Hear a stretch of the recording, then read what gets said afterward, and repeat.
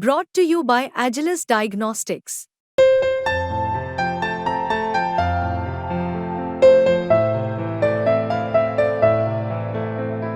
Agilus Diagnostics.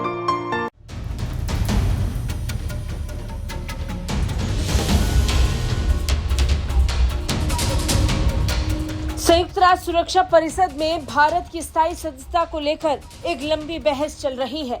Bharat इसे लेकर बड़ी पुरजोर तरीके से दावा पेश कर रहा है। दुनिया भर के कई देश भी भारत के साथ आ चुके हैं और अब तो खुद संयुक्त राष्ट्र इस बात को मान रहा है कि भारत शक्तिशाली देशों में से एक बन चुका है और अब ये समय की मांग बन चुकी है कि भारत को संयुक्त राष्ट्र सुरक्षा परिषद में स्थायी सदस्यता दी जानी चाहिए। ऐसा इसलिए क्योंकि अब संयुक्त राष्ट्र आम सभा के प्रमुख ने भारत को लेकर जो कहा वो आपको भी ये स्वीकार करने पर मजबूर कर देगा कि भारत की ताकत अब दुनिया में बोल रही है। दरअसल यूनाइटेड नेशन जनरल असेंबली में पीएम मोदी के डिजिटल इंडियन अभियान का खूब जोर शोर से जिक्र हुआ।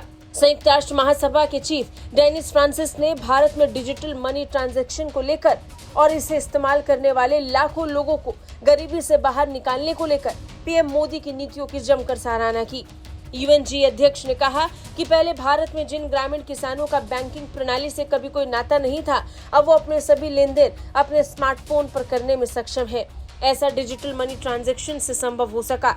बताते संयुक्त राष्ट्र महासभा के अध्यक्ष डेनिस फ्रांसिस ने कहा कि डिजिटल लेन देन को जन जन तक पहुंचाने के अलावा भारत में 800 मिलियन लोगों को गरीबी से बाहर निकाला गया, जबकि दुनिया के कई हिस्सों में ऐसा नहीं है।